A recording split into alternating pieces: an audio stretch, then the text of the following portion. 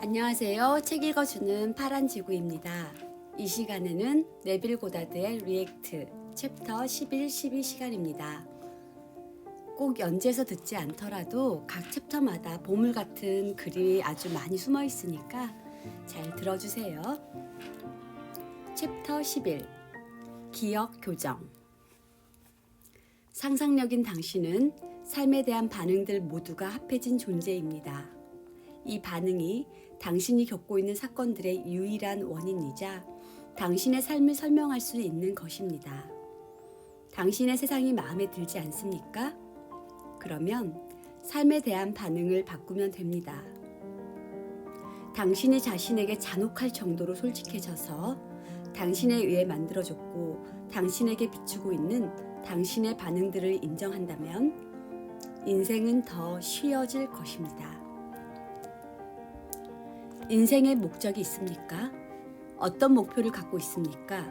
있다면 지금 당장 기억 교정을 통해 당신의 상태를 더 높은 곳으로 올리십시오. 더 좋은 사람이 되고자 노력하지 말고 새로운 상태에 더 익숙해져서 현재의 상태를 초월해 더 높은 곳으로 가십시오. 목표는 당신이 잊을 수 없을 정도로 중요해야만 하고 그것을 이루고자 하는 갈망은 목표가 세상에 나타날 때까지 떠나보낼 수도 떠나보내지도 않을 정도로 강렬해야만 합니다. 성경에서는 많은 사람이 부름을 받지만 소수만이 선택된다 라고 말합니다. 선택이라는 단어는 분리되고 골라져서 결정되는 것을 뜻합니다. 매일 당신에게는 새로운 관념을 선택하고 그 관념에 들어가 그곳에 생각하고 느낄 수 있는 기회가 주어집니다. 셀 수 없이 많은 감정들과 생각들은 당신이 불러낼 수 있는 당신의 것들입니다. 하지만 당신이 되고자 하는 목표 때문에 그 많은 것들 중 소수의 감정들과 생각들이 선택됩니다. 당신이 지니고 있던 이전의 믿음들과 한계들을 떠나보냄으로써 자신 안에서 일어서기 시작하십시오. 세상에 나타내고 싶은 생각들과 감정들을 고르고 느낌이라는 행위를 통해 당신이 소망하는 것 안으로 들어가십시오. 마가복음 11장에서 예수는 두 제자에게 다음과 같이 말합니다. 마을에 가면 교차로에 묶여있는 아무도 타지 않은 수망아지를 보게 될 것이니 그것을 풀어서 내게로 가져와라. 그때 누군가가 왜 이렇게 하냐고 묻는다면 주께서 그것이 필요하시다 라고 말하라. 그러자 그는 말 굴레를 벗어던진 나귀를 타고 예루살렘으로 들어왔다. 여기서 교차로마다 볼 수 있는 동물이란 진짜 수망아지나 당나귀가 아니라 인간이 지닌 지속적이고 두드러진 감정을 말합니다. 당신이 새로운 감정을 나타내고자 했을 때 그 새로운 감정에 올라타기 어렵다는 것을 알게 될 것입니다. 당신의 감정들은 삶이란 교차로에서 언제나 묶여 있습니다.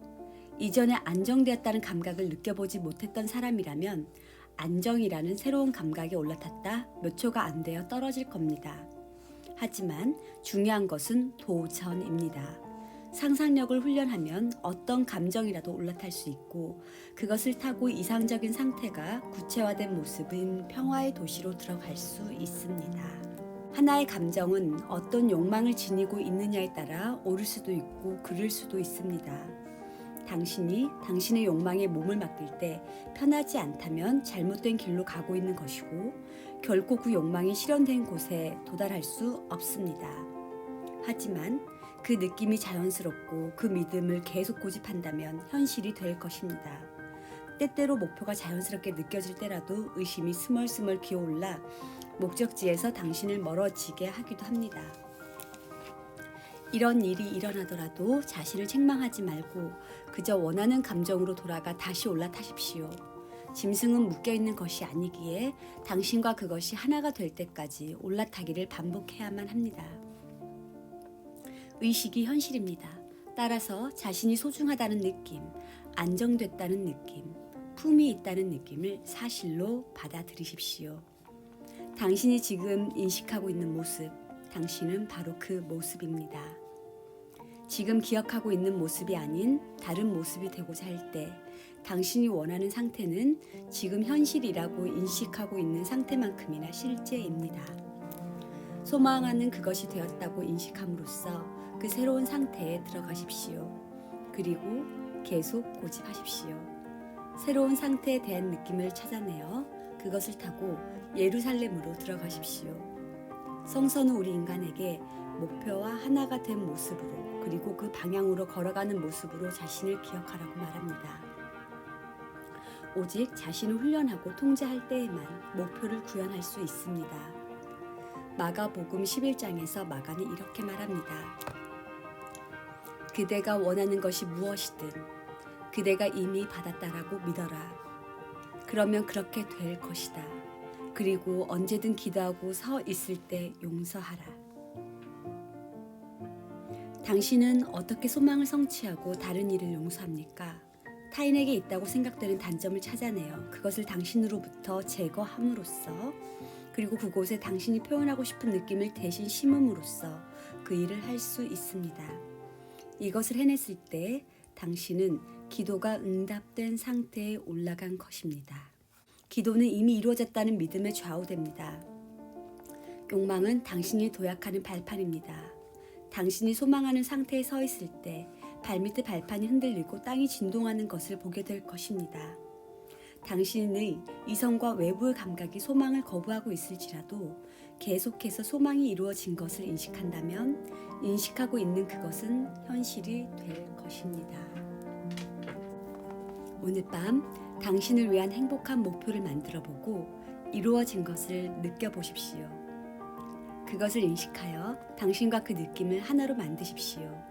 이 일을 한다면 당신은 하느님으로서 축복을 내릴 것이고 또한 하느님, 당신 자신으로부터 축복을 받게 될 것입니다. 자신에게 말하십시오.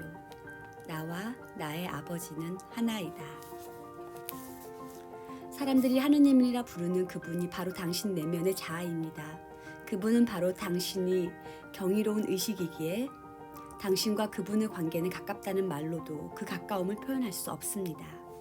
만물은 당신의 의식 안에 받아들여졌을 때 그 빛에 의해 모습을 드러냅니다. 하지만 먼저 의식 안에서 받아들여야만 합니다. 만일 졌다고 인식한다면 그 생각은 스스로를 나타낼 것이고 당신은 그렇게 될 것입니다. 불안하다고 느껴집니까? 세상의 모습을 나타낸 모든 것은 외형화된 의식이기에 그 분위기를 계속 고집한다면 빈민가로 가라앉게 될 것입니다. 지금 현재 당신의 마음을 지배하고 있는 생각은 무엇입니까? 그것이 어떤 것이든 당신은 그 생각들에 동의했던 것입니다. 하지만 계속해서 그럴 필요는 없습니다. 마음에 들어간 생각이 당신을 더럽히지 않습니다. 타락시키는 생각이든 축복을 주는 생각이든 관계없이 그것이 나갔다면 당신은 그것에 동의했을 것입니다. 모든 생각은 현현될 것입니다. 당신이 현재 머물고 있는 상태도 당신이 그것 안에 들어가기 전에 그저 하나의 생각에 불과했습니다. 당신이 소망하고 있는 생각도 마찬가지로 현실이 된 생각만큼 쉽게 현실이 될 수 있습니다. 도전해 보십시오. 목표를 세심하게 다듬고는 그 목표가 성취된 곳까지 의식 안에서 고양시키십시오. 모든 것은 가능하기에 당신이 진짜라고 생각한다면 그렇게 됩니다.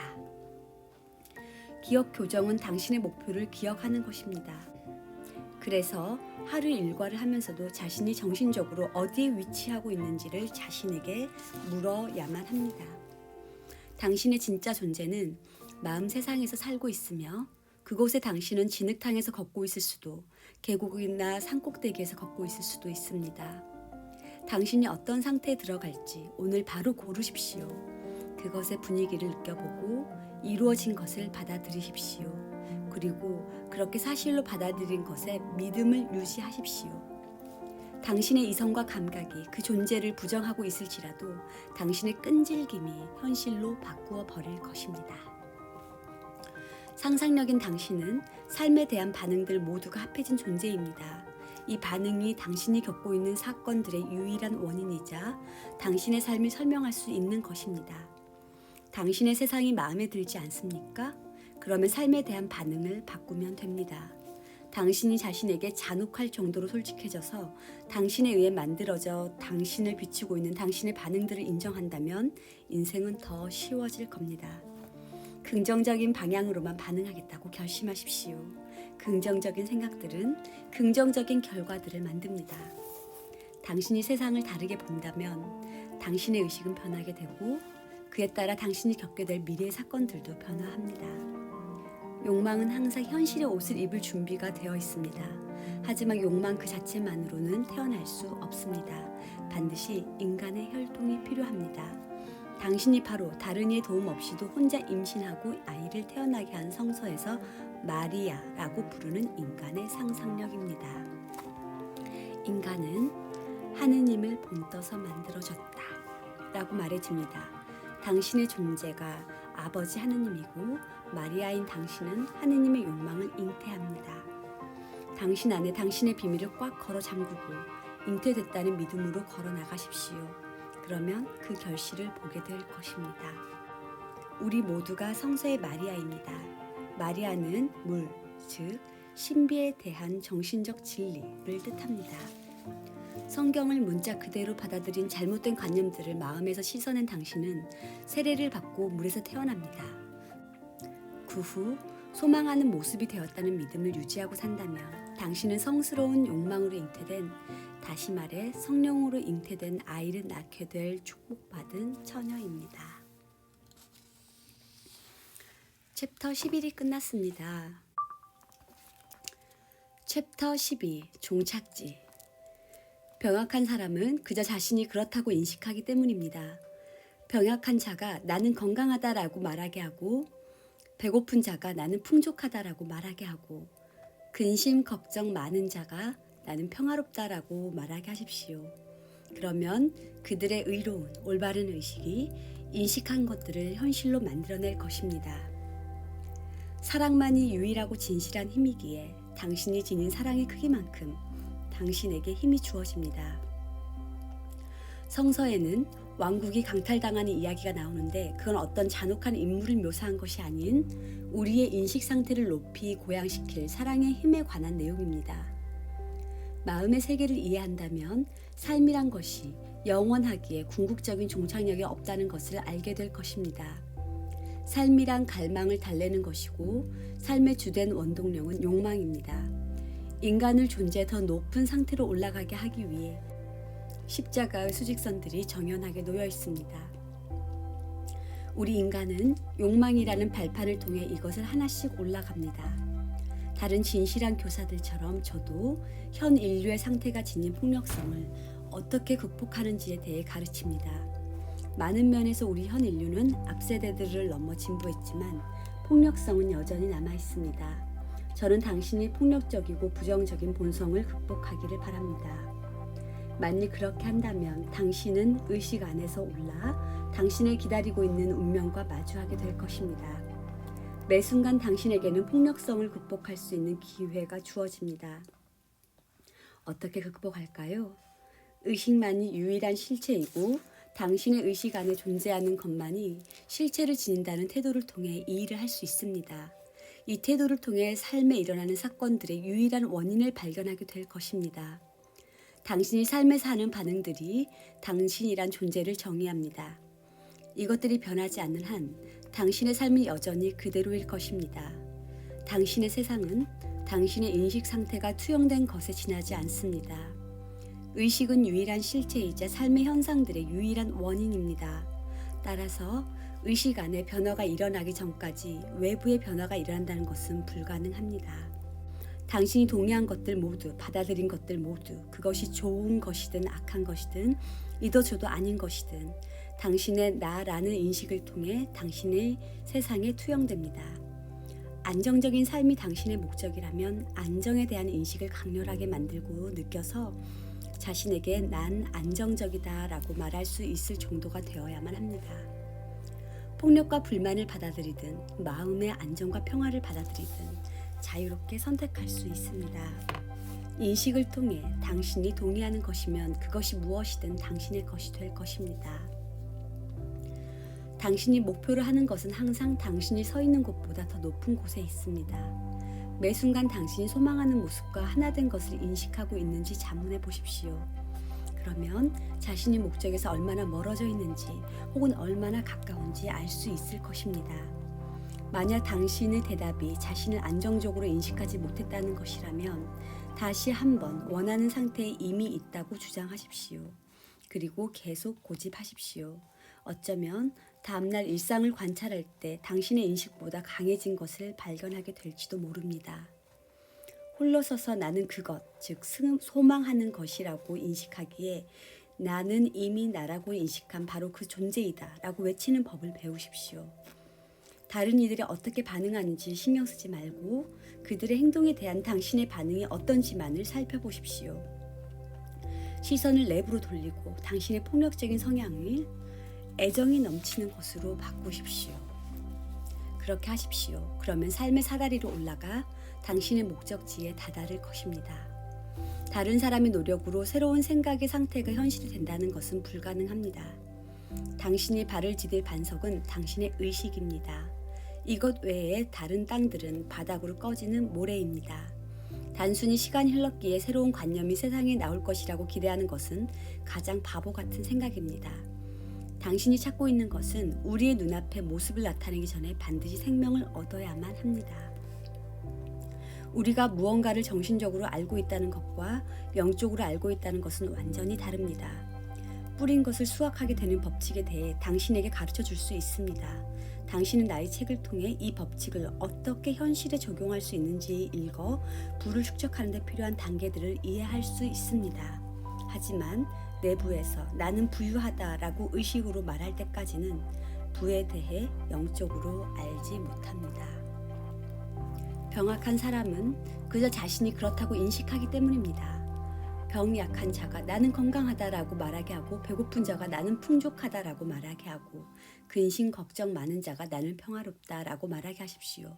그러면 그들의 의로운 올바른 의식이 인식한 것들을 현실로 만들어낼 것입니다.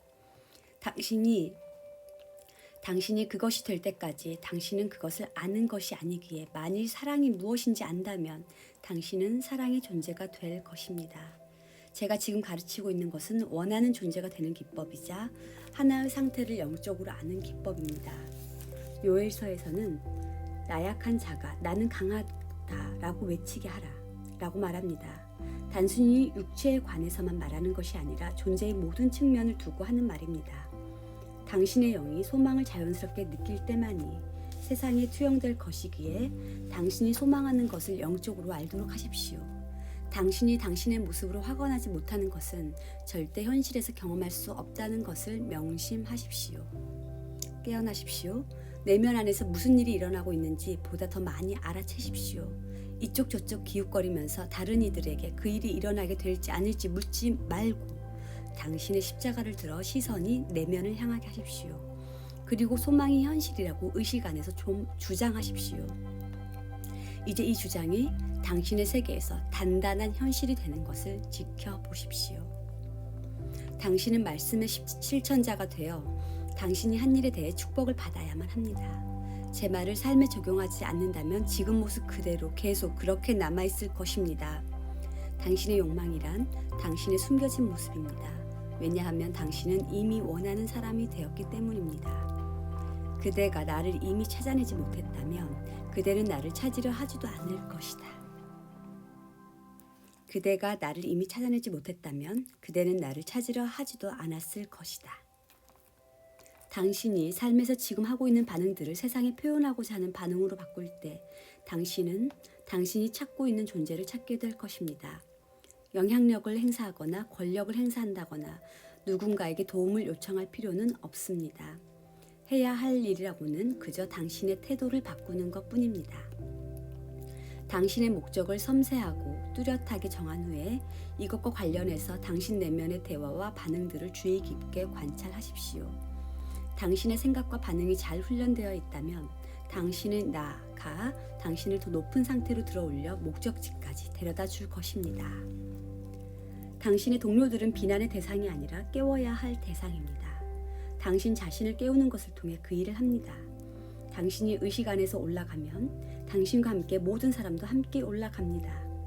당신의 경이로운 상상력을 끝없이 뻗은 십자가의 수직선으로 생각하고 그 십자가의 횡단면을 시간으로 생각하십시오. 당신은 자유롭게 그 십자가로 오를 수 있습니다. 하지만 당신이 한계를 인식하고 있는 한 올라가지 못합니다. 그리스도교는 삶의 방식입니다. 정신적인 눈을 뜬 채 그것이 무엇인지를 알아 그리스도를 받아들이십시오. 삶에서 마주하고 있는 환경이 마음에 들지 않는다면 의식을 바꿔 생각들을 재배열하십시오. 당신이 바라는 상태를 만들어 그곳에 정신적으로 머무십시오. 이것은 자아를 새롭게 만드는 방법입니다. 당신의 의식에서 현 상태가 아닌 소망하는 상태로 바뀌었을 때를 생각해 보십시오. 세상은 스스로 의식에 새겨진 이상형의 모습으로 변모할 것입니다. 당신은 하느님의 살아있는 사원이기에 당신이 서 있는 곳이라면 그곳이 어디든 신성합니다. 마음에서 관습적 생각의 나무를 뿌리 뽑으십시오. 가슴을 순수하게 만드십시오. 그러면 의식이 전부이고 모든 것이 의식이라는 것을 알게 될 것입니다. 당신이라고 인식한 상태가 세상의 모습을 나타냈다는 것을 알게 될 것입니다. 인간의 이성은 폭력적인 행위를 어떤 식으로 정당화할지 모르지만 그 말을 받아들이시지 마십시오. 만일 받아들인다면 결코 경험하고 싶지 않았던 폭력적인 상태가 태어나도록 도와주는 꼴입니다. 성경에는 예수가 사원에 들어가 대부업자를 내쫓은 일화가 있습니다. 예수는 이렇게 말합니다. 내 집은 기도의 집이라 불릴 것이다. 하지만 네가 그것을 도둑의 소굴로 만들었구나. 이 땅 위에 어떤 사원에 관한 이야기가 아닙니다. 당신은 살아있는 하느님의 사원이고 성경은 당신의 이야기를 적은 책입니다. 도둑들은 당신이라는 기도의 집에 잘못된 가치관들을 가져다 놓아 기도의 집을 차지해 버렸습니다. 바깥 세상에 원인이 있다는 믿음들 모두를 마음에서 내보내고 그곳에 의식이라는 유일하고 참된 가치만을 그리고 사랑이라는 유일하고 참된 권능만을 들여놓으십시오. 네, 이것으로 챕터 11, 12 낭독이 끝났습니다. 이 책을 소리내서 읽으면 저는 굉장히 깨닫는 게 많아지는 것 같습니다. 지금까지 들어주셔서 감사합니다. 여러분도 마음 안에 있는 소망이 이루어지는 그날이 오기를 꼭 바랍니다. 감사합니다.